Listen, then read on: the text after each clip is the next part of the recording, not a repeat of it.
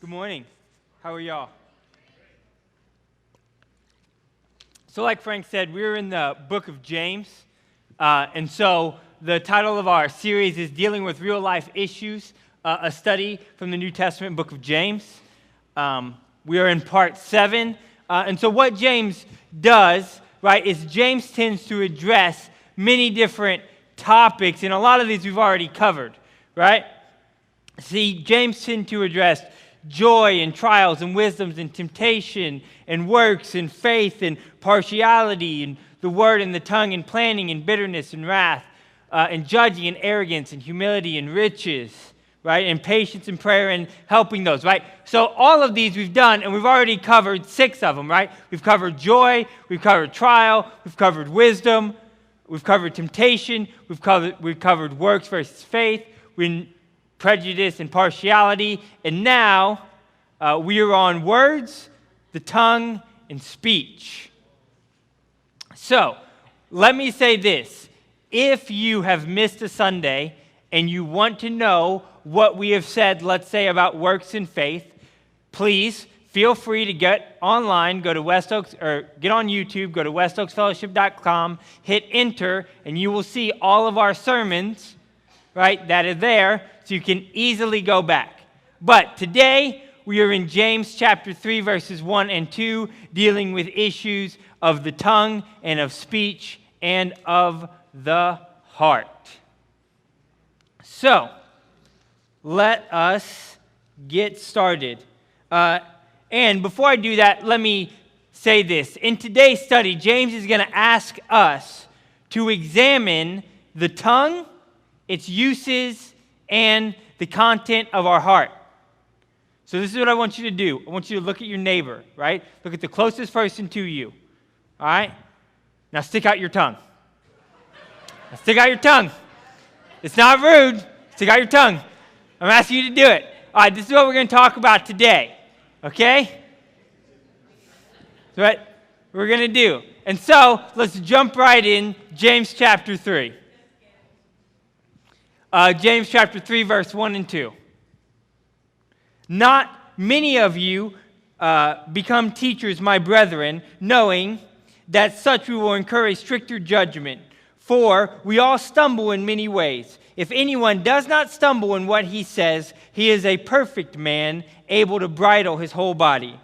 Now, if we put bits in horses' mouths so that they will obey us, we direct their entire body as well. Look at the ships also, though they are so great and driven by strong winds, they are directed by a very small rudder wherever the inclination of the pilot goes. So also the tongue is yet a small part of the body, yet boasts of great things.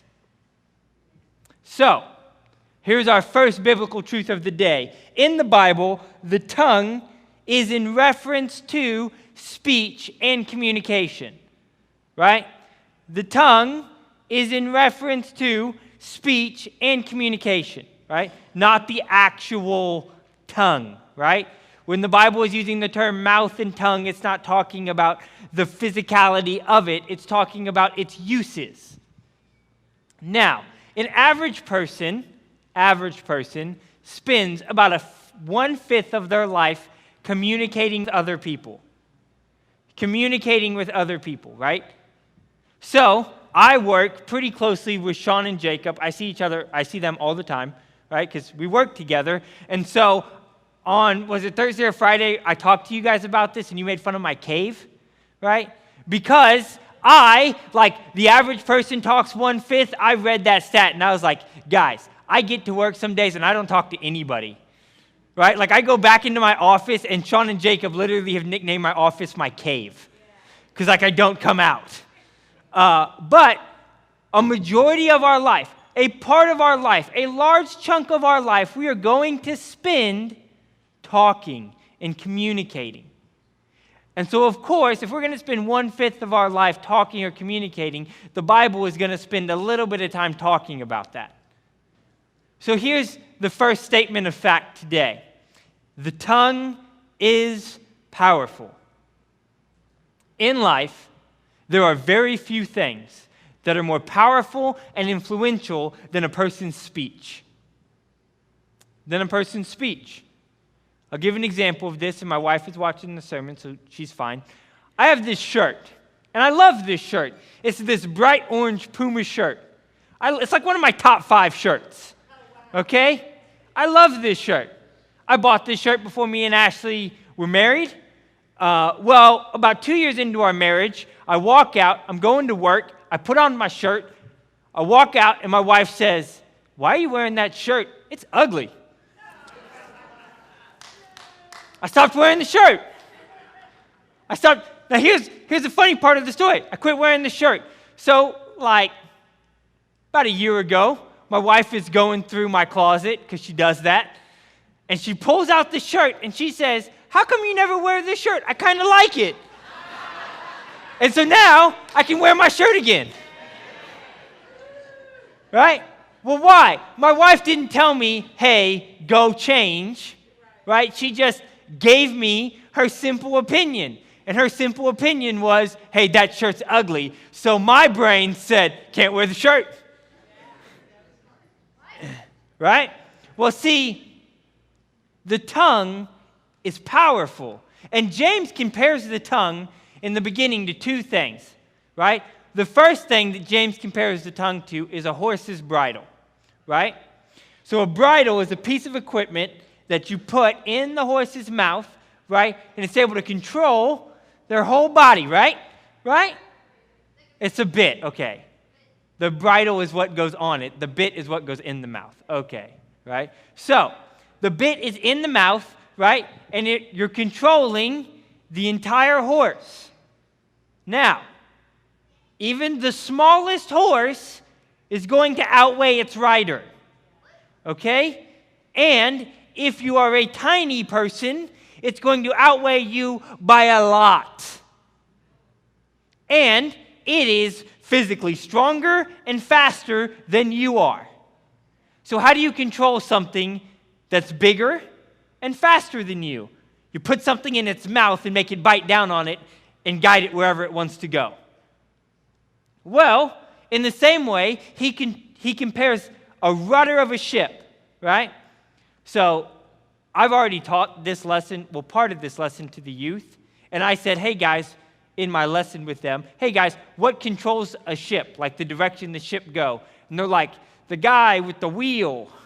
I'm like, "Well, yes, but what's the actual action that controls it, right? It's the rudder, right? The rudder is this metal or wooden piece, typically pretty small, on the back of the ship, which controls the direction, right?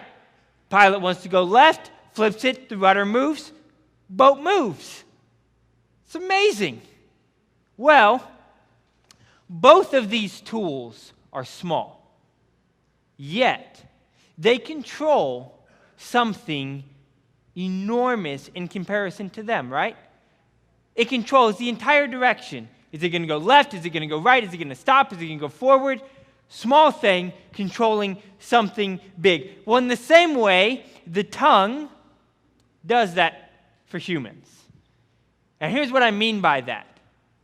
A person's speech is the best indicator of that person's life, mood, and feelings. How many of you guys have a boss, and you've ever wanted to talk to your boss about an issue, walked into your boss's office, and within 5 seconds realized they're not in the mood for the issue? And now I'm out, right? Jacob's raising his hand because I'm raising mine, right? Because what's happening there? You can tell a person's mood. You can tell how their day is going by the words that are coming out of their mouth, right? Speech is powerful, right? Speech is the ability to influence and control. People say stuff, people do stuff, both you and other people, right? If you ever want to know if you can control what other people do by your speech, right, and you're married, tell your spouse that one of their stuff is ugly. They won't wear it again. Trust me, okay? So, not only is that the case, right, but Our language and our speech matter. What we say and how we say it matter. All of the highs and lows in human history have around them somewhere ties to brilliant rhetoric. What do I mean by that? Well, let's look at Nazi Germany, for example, right? How do you take a downtrodden, destroyed nation with no infrastructure and in like 20 years, 15 years, turn that nation into one of the greatest superpowers the world's ever seen?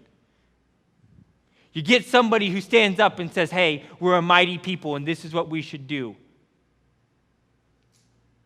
How do you take laws and specifically target people out of the laws by saying, hey, we're different, and because we're different, I can dehumanize?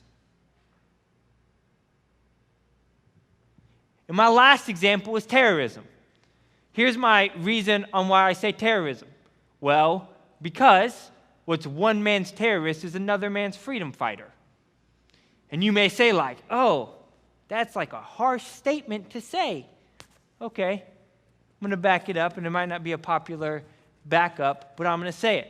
We've been in the country of Afghanistan now for close to 20 years. Okay? So, if there's a Taliban soldier who's under the age of 20, right? They've viewed America as an occupying force in their nation. Think about that. If they're under the age of 20, they've viewed America as an occupying force in their nation. And the only thing that people do to occupying forces is they tend to fight back. Now, would we target them terrorists? Yeah, they build bombs and they try to kill people. That's a terrorist. Okay? Would they view themselves as terrorists? No. How would they view themselves? Well, these people are in my country. I need to get rid of them. In fact, language matters, like huge. Okay? I'll give you another specific example, right? In the 1980s, right, we were assisting Colombia. The United States government was assisting Colombia. They were in the middle of a civil war. Okay? In 83 or 84, we changed the designation, the UN designation of their opposing civil war party from political group to narco-terrorist. And the moment we did that, the American forces were now authorized to use force against them. Right? Small language change meant we can fight, we can't fight. See, language matters. And I think because language matters so much, this is why James is telling us, hey, you don't really want to be a teacher. Here's the reason you don't really want to be a teacher. Because not only can you cause yourself to stumble, but anyone that listens to you and follows you. And this is the reason everyone should be incredibly careful about who they listen to. Because if you listen to someone that's wrong, and you do that, well, then you're wrong. Like, how many of you guys have ever listened to really bad advice? Right? Like someone gave you advice and you were like, that sounds smart. I'm going to do that. And then you did it and you were like, that is awful advice. Well, what has happened there, right? A teacher's influence, if used poorly, right, can bring destruction and ruin to the lives of his students. Well, why do I say that? Well, they can do it like completely unintentionally. In Proverbs chapter 14, verse 12, this is what it says. There is a way which seems right to man, but in its end is the way of death. Meaning what? And I'm not scaring people away from like giving advice or instructing people, but you better make sure that what you're saying is right. Like if you're going to give someone advice, if you're going to teach someone something, you better make sure that what you're saying is actually accurate. Because if you're wrong, not only are you hurting now your life, you are now hurting the life of the person you're helping. And so, James continues his talk about the tongue to now explore a little bit of its danger. In James 3 verses 5 and 8, this is what it says. See how great a forest is set aflame by such a small fire. The tongue is a fire, the very world of iniquity. The tongue is set among its members, that which defiles the entire body, and is set on fire the course of our life, and is set on fire by hell. For every species of beast and bird and of reptile and creature of the sea is tamed and has been tamed by the human race, but no one can tame the tongue. It is a restless evil, full of deadly poison. So once again, a person's speech is one of the most powerful things in the world. The tongue itself, if used poorly, causes pain and hurt and destruction. If used poorly. A harsh word, a dehumanization, have created war, murder, genocide, and divorce. That's what our words can do. It, being the tongue, can bring destruction and death to everything that a person's words touch. So I want to use myself as an example here. I have a whole bunch of flaws. One of my worst flaws is when I get flustered, when I get overworked, when I get overwhelmed, I retreat. And I pull back from everyone. I go into Joseph land, safe zone, build a wall. I am now here. Okay? Well, does that really help me? No, it does the exact opposite. I typically tend to compartmentalize everything else and just go crazy in my own head. Well, okay, Joseph, well, why do you do that? That's pretty easy, actually. And I can remember it as clear as day. I had a 6th grade teacher. I remember him because he was blind in one eye, right? And I remember being stressed out about a problem at school and me walking up to him and saying, I don't get this, and I'm frustrated, and I just can't get it. I don't know what to do. And I can, clear as day, remember his response. It doesn't really matter. It doesn't really matter. And I was like, what do you mean? He's like, all of your stress and your anxiety and your worry doesn't really matter. Nobody really cares. You can do it. You're fine. Well, I thought what he was trying to tell me was encouraging, but that nobody really cares, right? That word, when I was like 12 or 13, right, sits with me at 29, right?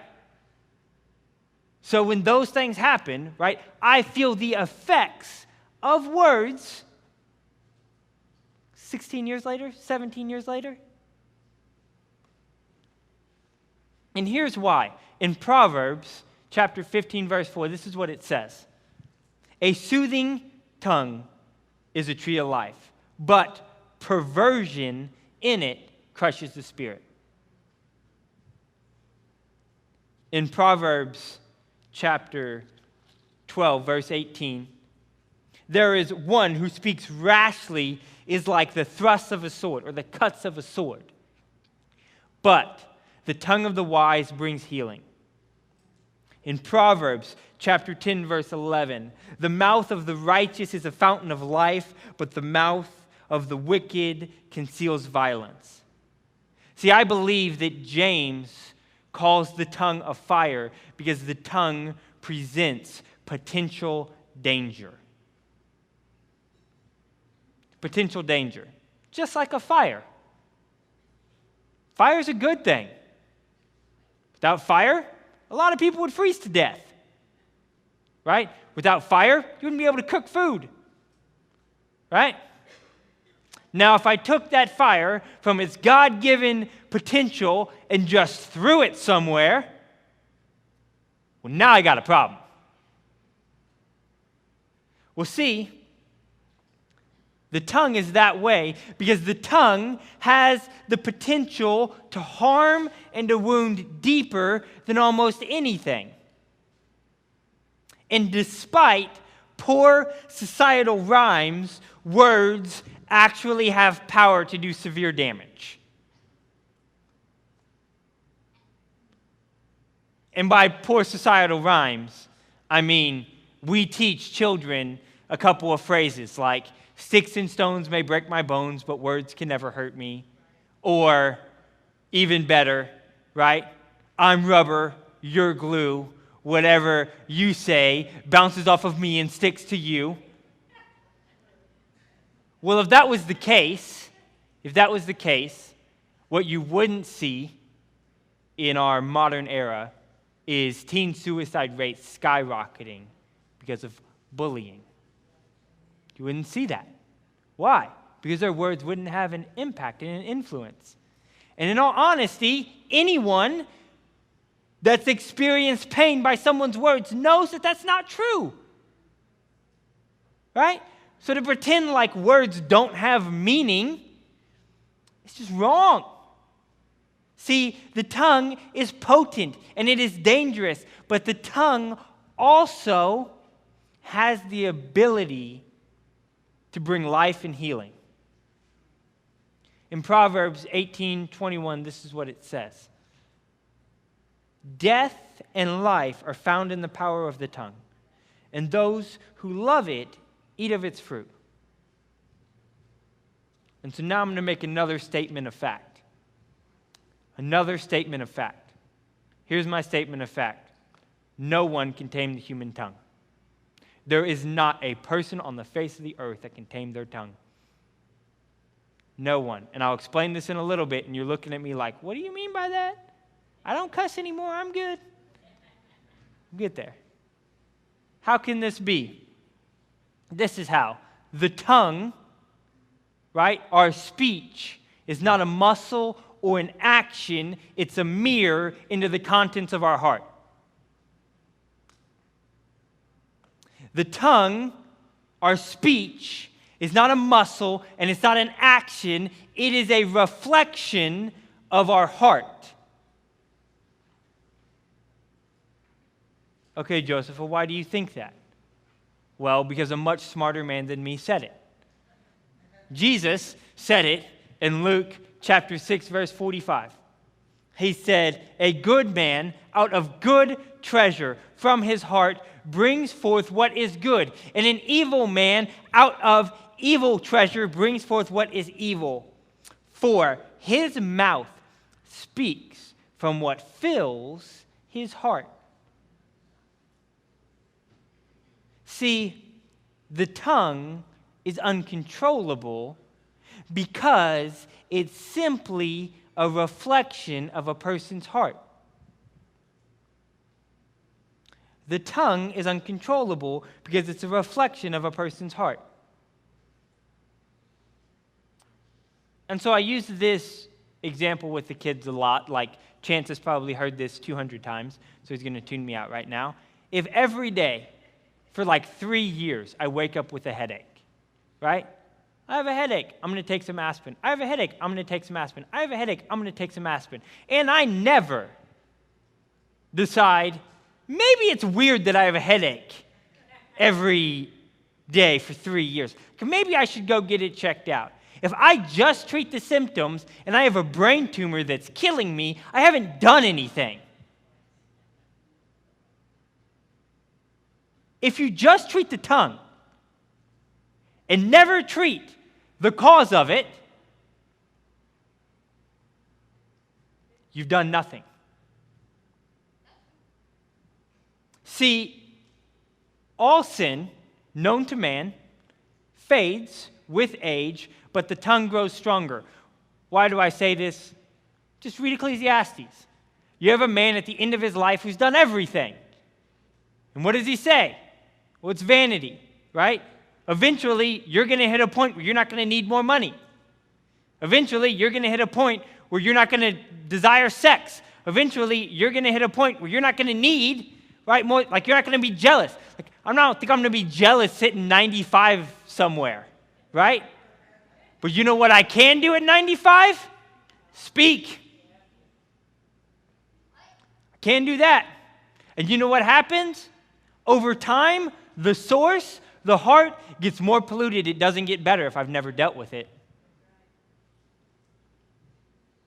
See, the tongue will always reveal the condition of our heart, which is the reason on why I believe in 9 through 12, James begins to point out a contradiction found in the tongue. What's the contradiction? This is what he says. With it, being the tongue, we bless the Lord and we curse men. Having been made in the likeness of God, and from the same mouth come both blessing and cursing, my brethren, this ought not to be the way. Does a fountain send forth from the same opening both fresh and salt water, or bitter water?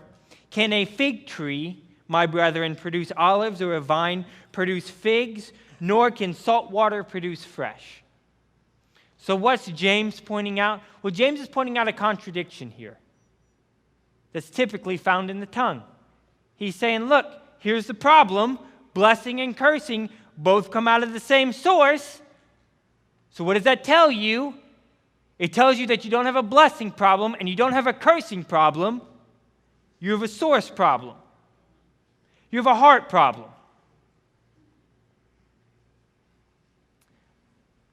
And so someone says, I get a little bit angry, I lose control a little bit, I need to work on my anger. No, you need to work on your heart. There's probably something there that's creating the anger. So I really can't rejoice with other people. So you need to work on the heart. If you can't do these things, the issue is not what comes out. The issue is what's in here. See, James clearly illustrates and clearly points out the fact that both of these things cannot coexist. That you have a problem here, and the greatest blessing of the tongue is its revealing nature. It tells you what's wrong. We never have to worry about the condition of our heart. Am I hurt? Am I bitter? Am I jealous? Am I insecure? Listen to what you say, and it'll tell you how you are. If you listen to what you say, it's going to reveal to you if there's a problem in your heart. Because out of your heart, your mouth will speak always.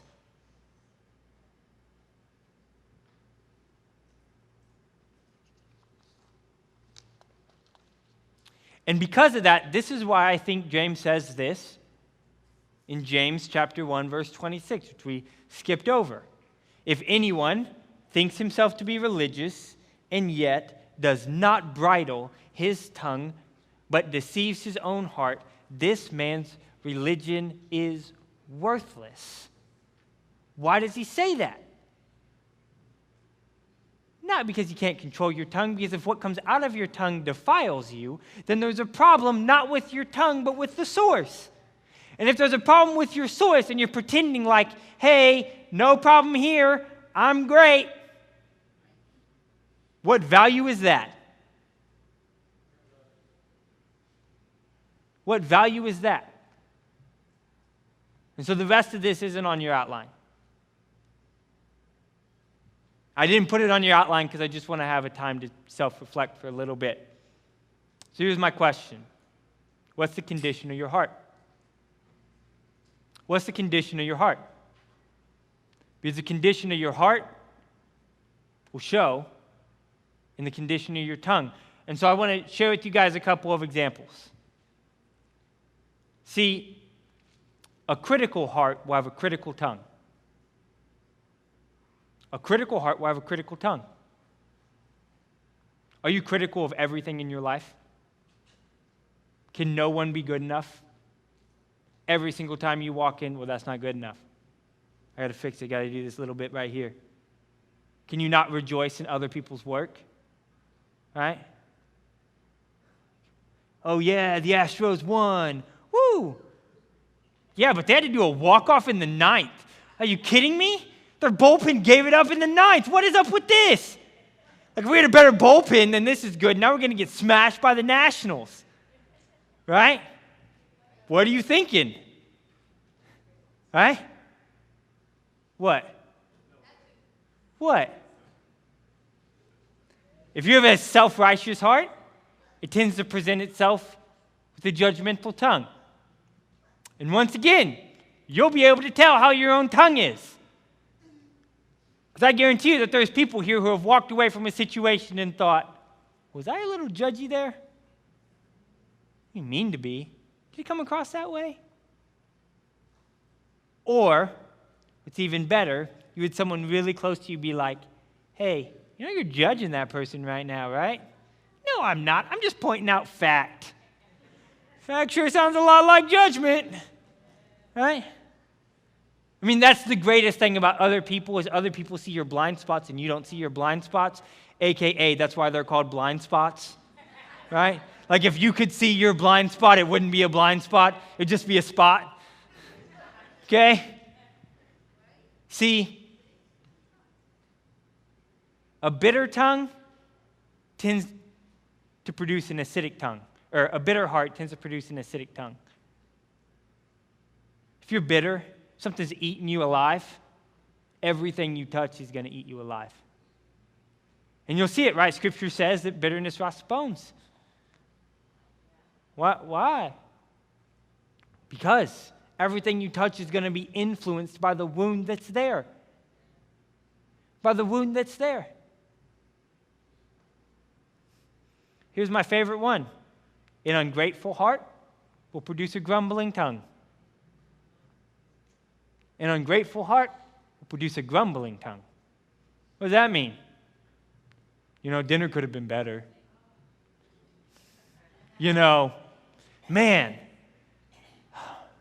like, I like my job sometimes. I just can't today. That's like every day.